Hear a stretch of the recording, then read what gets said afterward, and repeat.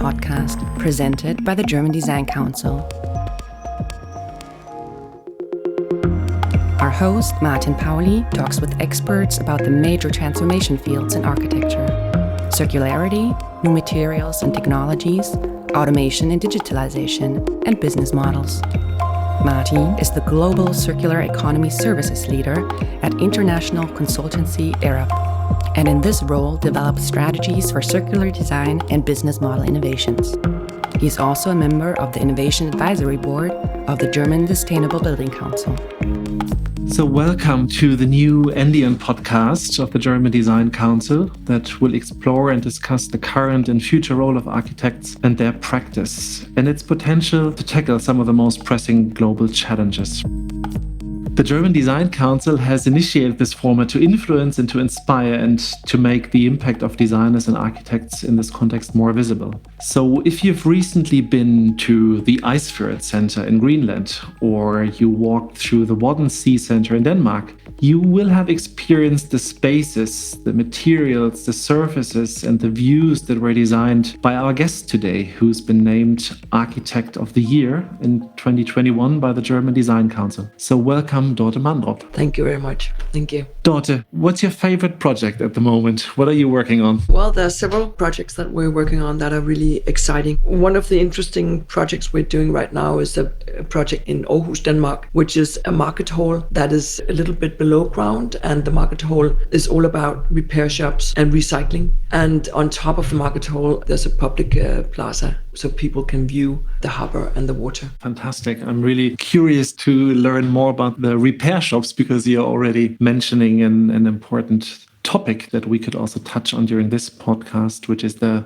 move to a more, conscious view on the value of materials, on resources, on buildings, component systems. We might touch on that later. But interestingly, if we look at the current architecture, engineering and construction sector, or we say AEC sector, that seems to be facing quite a comprehensive transformation, if you like. There are global challenges. There's global pressure on climate change, on climate adaptation, resources are scarce, and there's also an increasing labor shortage, at least in Germany, for instance. So I get the sense, and I'm also trained as an architect 10 years ago, there seemed to be an emerging tension between traditional and future concepts that could reshape the way we design and construct and maybe even operate buildings, districts, and cities. Can you also feel that tension? What is it? What are the day-to-day questions that you're dealing with? Well, the most important question, of course, or the challenges is about the climate crisis. And I think that's actually a global problem that we as architects are able to address. There are also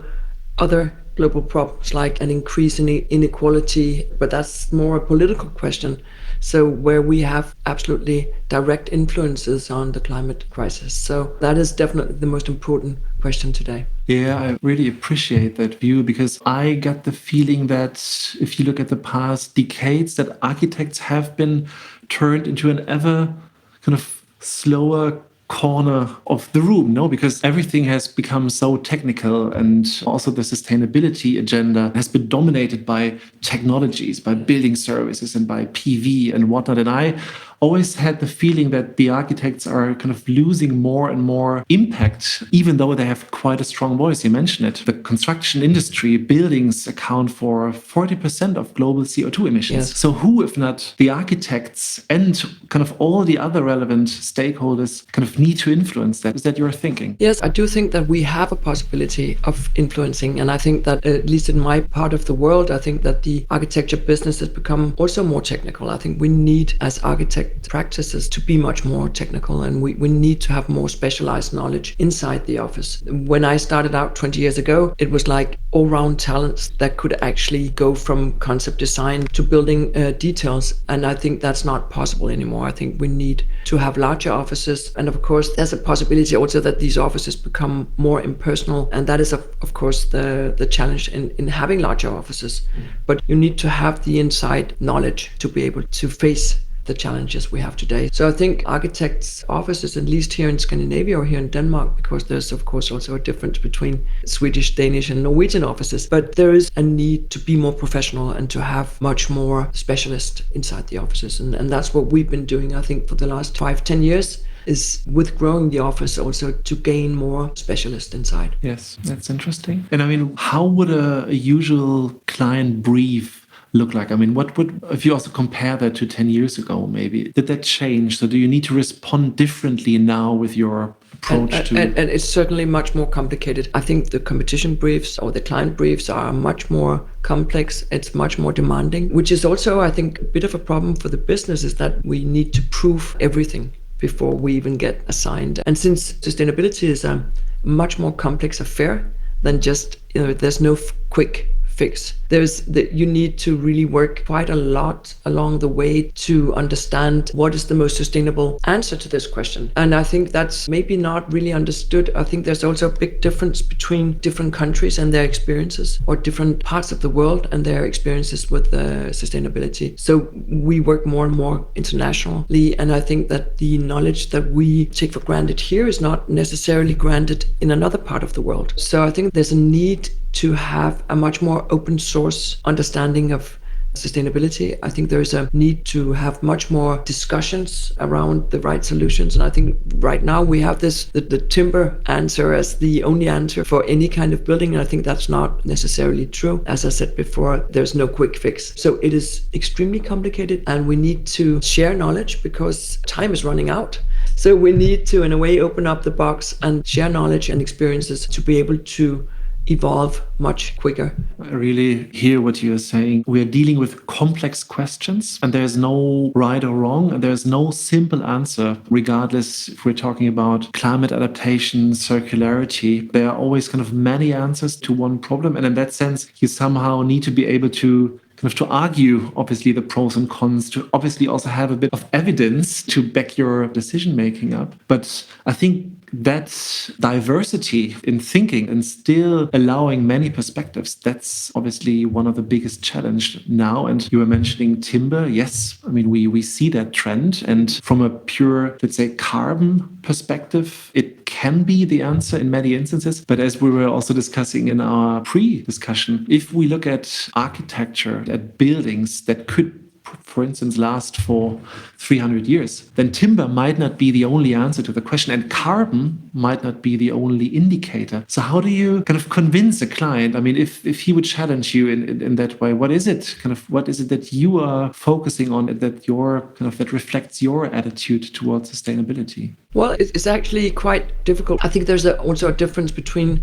doing competitions and concepts and convincing clients during that quite short period of time, and convincing clients through a process when you are actually the detailed drawings. So when you do competitions, I think it's becoming a little frustrating, because usually you have a jury. They might be convinced that there is one answer, or they might not have the knowledge to evaluate all the very complex questions. So right now, I think we have a challenge in trying to understand that this process is really, really complicated, and that we need to work together with our client to actually create the best result. So in that sense, competitions are maybe not the right answer right here. Yeah, interesting. I mean, you also mentioned another aspect that really struck me, which is let's say the honesty and the openness, making things, I mean, you're learning in a project, for instance, publicly available to accelerate things. We also see that in our practice, that many people are constantly reinventing the wheel. And if we look at 2030 and 2050, we cannot afford anymore to reinvent the wheel. We somehow need to come to a situation where we are sharing those lessons learned openly, that someone can build on it and then shares it back, and you can continue building on it. But how would you describe the architecture space? It is a competitive space, isn't it? Yeah, it is very competitive. And that means that sometimes, like you say, reinvent the wheel, or sustainability becomes like a buzzword, and we're not sharing the knowledge that we gain. So it's much more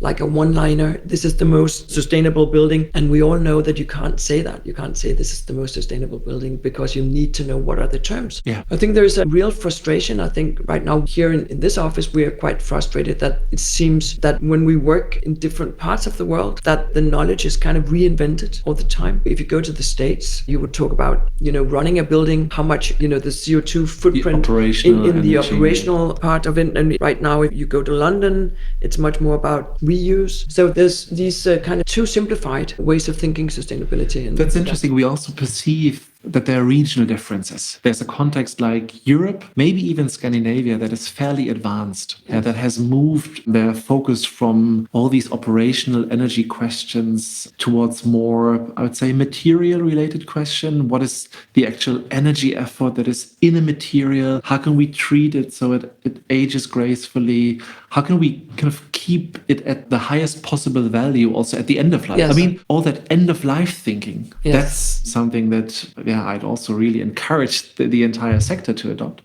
And you're right. If you look at other regions, they're not as advanced. And that has many reasons, policy, for instance. But I mean, what is it then for you? I mean, what is your focus when it comes to sustainability? Because I get the sense that every architect and every architecture practice has their own, let's say, attitude towards it. So how would you define a sustainable building for your context, maybe even here in Denmark? Well, I think one thing is about the scope, you could say, the way you actually think a building. I think the flexibility and the possibility of change in the future for a building's use, I think, is very, very important. And I think that's probably been part of our way of thinking for many years, that you need to be extremely careful how you use space, so you don't waste space as a resource, and that you actually work with the conceptual ideas, so there is a flexibility. It doesn't have to be a boring, boxy space to be flexible, but that there is a possibility of change in functionality, so it's not so specific. And I think that's part of a sustainable thinking, but it's also about very much, I think it's, of course, we do life cycle analysis on all our projects, but there's also possibilities of making mistakes, you could say,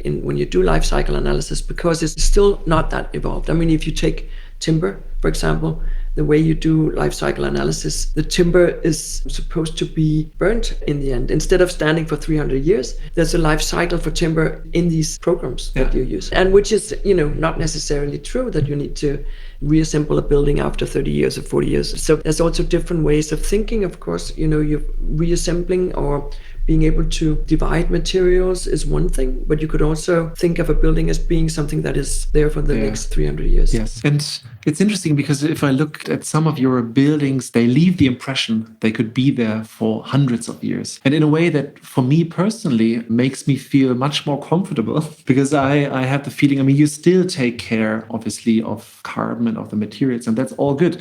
But what you were just saying is right. We're currently trying to reduce the complexity towards very few indicators, and that creates some kind of safety and security, obviously. Yes. And we're creating a bit of a comfort zone here. Yeah. But honestly, I believe it's much more complex. And the aspects that you were mentioning, I agree with them 100%. If we kind of continue making building adaptive to future changes, that they can accommodate an office building as well as a kindergarten. Yes. That's in the end maybe much more sustainable if we deal with existing buildings in a way that kind of we respect what's there and really also change our behavior towards it. Can we use those structures? Because all the energy that is embedded into those structures is quite a lot. And I get the sense that these are all questions that ultimately enable you to have more influence on the sustainability agenda. Yes. And that's probably something that I'd like to hear if you also feel that influence. Is it something where you... I think right now we're doing an interesting project in Sweden on the harbor front. It's a quite large project. It's 35,000 square meters. It's a timber construction with a base because it's right on the river or the harbor front. So it's really a harsh climate. So the base is in concrete and the rest of the building is in timber. And the client is very interesting because they have extremely ambitious goals on sustainability and they have the knowledge as well. So what they have is they have a bank for, doors and windows and materials, walls. And so the upcycle or the reuse is quite easy to do because the client is actually up for it and they have the facilities to do it on one hand. But on the other hand, the building, it's a mixed use building and we don't know how much of the building will be housing, how much will be offices. And I think that the client agreed from the beginning to make the ceiling height of the building, 1 meter higher than you would usually do for housing, meaning that the building can be used for anything. So I think ceiling height is a simple answer. I think also, of course, when you do timber, there's always a discussion on span. When you have a larger span, you have more flexibility. So in a way, weighing that, how is the construction? Do we need a larger span to ensure the flexibility in the future? So you can't just say, well, the building is only measured on the CO2 footprint. You have to understand that you, in the future, will need to reuse the buildings that we're doing today. And how do we do that? So the best or worst example is, of course, parking buildings, because they have a ceiling height that's not usable for anything else than cars. That's interesting. And I also would like to learn more about that project, because the topics that you mentioned are kind of pretty much in line with the type of questions that we need to answer. You were talking about adaptability, flexibility, also technical questions like floor to ceiling height. Yes, because I mean, if we need to accommodate different services in the future, then we can allow for it. We can allow for different uses. I guess you're also optimizing the building for different life cycles, because that's also something that we experience, that if we appreciate that the different components in each building have different life cycles. Yeah, there's a building structure that could last for 300 or 400 years. Yes. But there are building services that might need to be replaced after 25 years. Yeah. And what I want to say is, these are all design questions ultimately. That's something that you can influence in your design. And in that sense, you can influence the sustainability, the circularity of a project quite drastically, even without adding loads of technology to it. Because that's the point, no? These are all passive measures, if you like. Yeah, and I think that is about architecture and design. And it's not just about flexibility, it's also about value, you could say. I think there's, our office works very much with the notion of creating place, or creating identity, you could say, for a place. And that doesn't mean making flashy buildings. It means that you have a possibility of adding value in a context. And I think that's, if you look at the Water and Sea Center, or you mentioned the Icefjord Center, it's very much about creating place. It's very much about underlining the existing qualities, you could say, but also creating new possibilities for a collective understanding of place. So like the Icefjord Center, the idea of being able to move over the roof or over the building is not just a funny idea. It's about continuing the landscape that's there and actually creating a space, a viewpoint, a certain identity for this place. And now it's actually being used.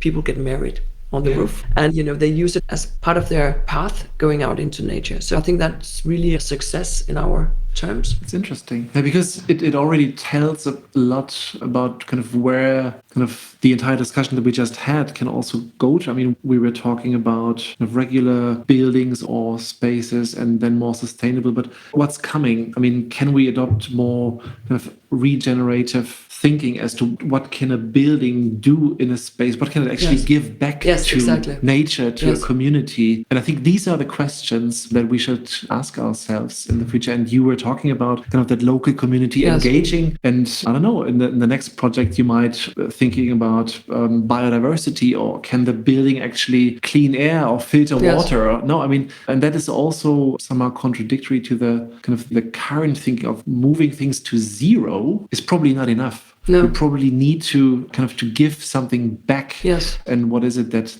buildings can give back? And I think you gave quite a great example. So could that lead to a potential vision? I mean, if you're now a practitioner with a lot of experience and with fantastic projects. So, I mean, how do you imagine a kind of preferable future or vision for the built environment? What's your thinking? That's a very big and very difficult question. But I think from my point of view, I think that it also has to do with ethics in a way. When you do build, you are interfering into the environment in so many ways. So I think it has to be meaningful what you do. It has to, you cannot do a building where every aspect of the building has to be meaningful, functionally or emotionally. So I think there's a care. And of course, again, that sounds banal, but you need to be extremely careful with everything you do and be extremely careful when you use resources. And it has to be important. Otherwise, it's not worth it. And I guess that's not a vision. It's just a way of working or way of thinking. I think that is important because I've seen a lot of, quote, sustainable projects that were not actually even meaningful. It's not enough to be sustainable or to have a low CO2 footprint. It has to have importance. I mean, if you want to build something, it has to be important for community, for context. Yeah, no, it's not banal at all. I really, really appreciate that. It's about meaning. It's not just about kind of ticking technical boxes, no. but it's kind of to think beyond like the briefing probably. And what you were saying about resources is something that I also really appreciate. It's taking care of how we extract resources, how we turn them into product systems, how we operate them, how we take them back into cycles. I mean, there's that old thing that now everyone talks about, but I mean, resources are not renewable. And in that sense, designers, architects, but also engineers, planners need to deal with those resources carefully. And that's what we haven't been doing probably in the past. And again, that's where I also see that architects with their education could gain more influence. They could kind of really drive that agenda and really kind of also focus on that aspect. So if you look at let's say the role of architects and practitioners and maybe also the architecture domain in the future, what do you think? I mean, how will this business evolve and how will it adapt to the changing context? I find it very difficult to look into the future in that sense, but because in a way the future is neutral. It is what we actually do right now is going to be the future, and I think that's very important to understand. Instead of predicting trends, I think that understanding that we as architects, and I guess also in every related business, also clients has the possibility of shaping the future. When you look at architecture as a business, I think there will be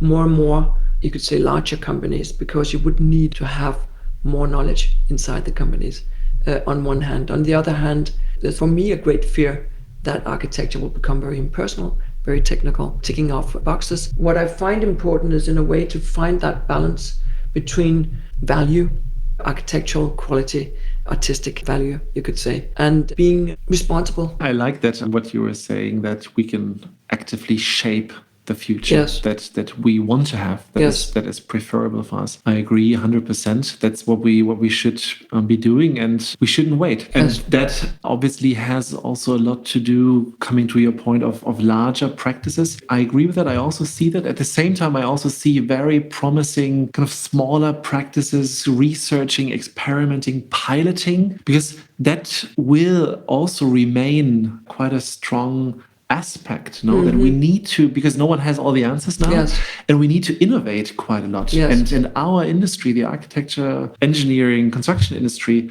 is not necessarily designed to innovate, because there's a cost pressure, there's time pressure, there's risk averseness. And I wonder who will be those innovators and who will do the experiments. And again, that's why I could see architects and design practitioners that really have the courage to rethink things, to test new materials, to, go back to the lab and use renewable materials in a different way. Do you also see that angle? In some ways I do. And if I look at it with a positive mind, I think there is a lot of interesting smaller offices doing experiments. If I'm negative, I would say yes, but the strange thing to me is that they actually work with concrete. They work with a lot of labor. In a way, they're not really addressing the issues. Strangely enough, I think a lot of the very artistically interesting offices are totally ignoring sustainability, which I find very strange, because there seems to be kind of a division between artistically interesting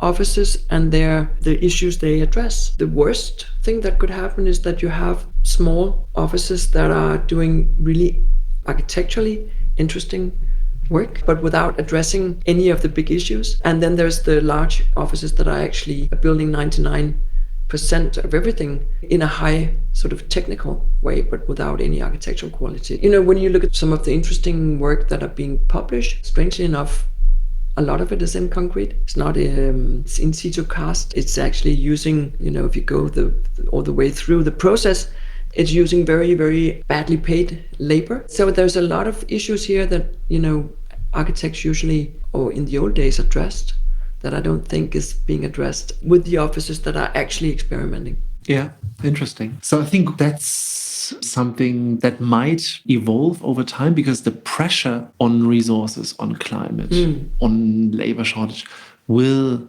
even become bigger, I guess. No, and if we don't hit our climate targets until 2030, also national governments will probably release much more onerous policies, and that will ultimately also impact on the day-to-day practice. So that's why I also see that the faster we move, the better. So we cannot afford to take another year or years, but that's why I'm so glad to see your office, your kind of practice, and also the projects that you discussed, because they seem to have that attitude and that meaning that you were saying. And I also see that you are addressing those challenges, which is fantastic. And I also believe we have to accept that ambiguity for quite a while, that no one has all the answers. Yeah. But still, it's important that everyone is somehow moving to the right direction. And with that, we already came to an end of this podcast, Dorte. I really appreciate your thoughts and also your open view on it. And